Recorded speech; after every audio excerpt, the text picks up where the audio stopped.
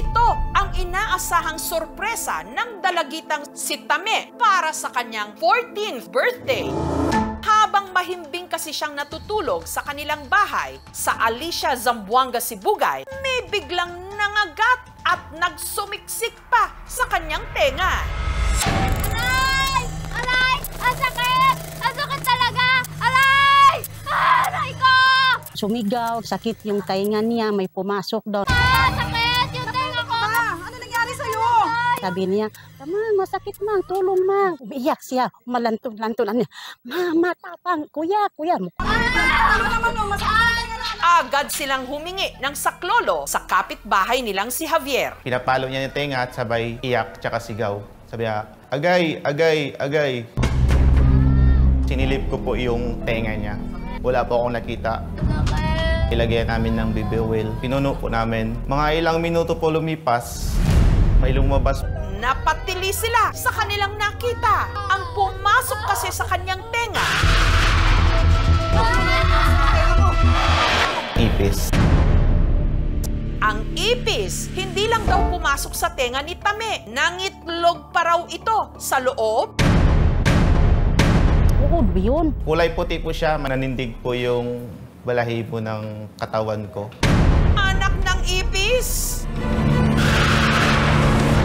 Makita pa lang sila, nakakapangilabot na. Ipis! Paano kaya kung ang isa sa kanila pumasok sa ating tenga? Inay ko po!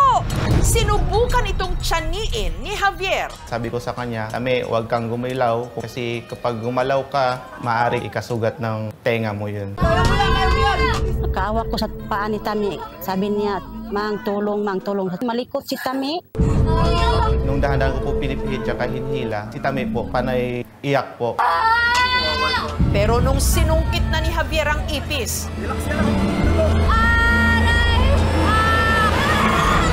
ang katawan nito nahati. Kala ko po buong katawan na po yung sasama. Ang sumama po doon, yung puwet, tsaka nandun po yung buong itlog. Hanggang napansin na lang nilang nagkalat ang mga puting itlog ng ipis na ang iba pinangangambahang naiwan pa sa loob ng tenga ni Tame. Hala! Natakot rin po ako. Sabi ko, mabingi rin si Tami. Kamusta pakiramdam mo? Pakiramdam mo? Sabi ko, masakit pa yung tainga mo. Sabi ni Tami, oo, Mang. Kaya si Javier, maingat uling sinungkit ang natirang kalahating katawan ng ipis.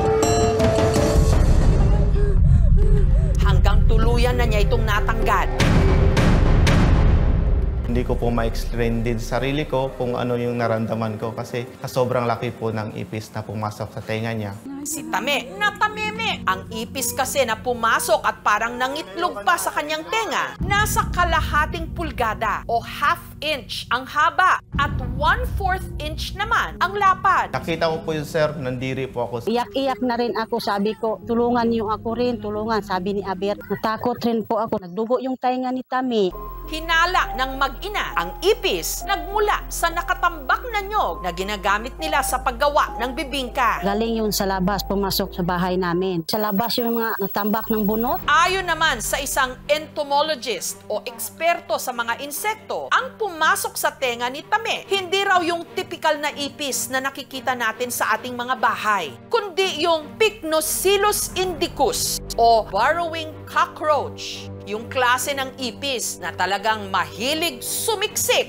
Nabubuhay ang mga ito sa buhaghag at mabuhanging lupa o hindi kaya sa mga basurahan. May kakayahan din daw ang mga itong maghukay. Sa gabi, doon sila maglalabasan, active na mag-hunt. So kapag ka nagdidig siyang ganun, so pwedeng, dahil sa sobrang small opening, may tendency po na nasugatan din yung tissue sa tenga ng bata. Dahil nga yung legs ng mga ipis ay merong mga spines, pwede pong yun ang nag-cause ng irritation at bleeding. At ang inakala raw nilang itlog ng ipis, pumisa na pala o mga maliliit ng ipis na anak ng ipis na pumasok sa tenga ni Tame.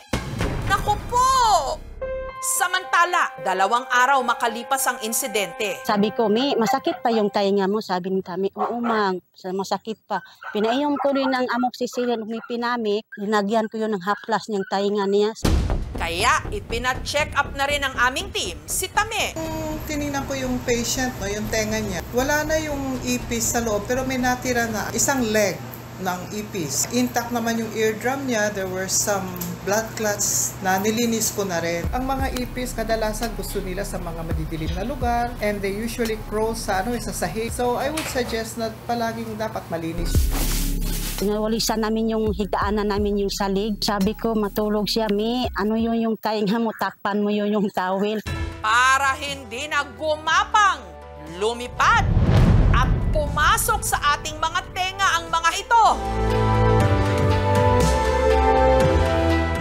Dapat ang ating paligid laging malinis. Thank you for watching, mga kapuso. Kung nagustuhan niyo po ang videong ito, subscribe na sa GMA Public Affairs YouTube channel. And don't forget to hit the bell button for our latest updates.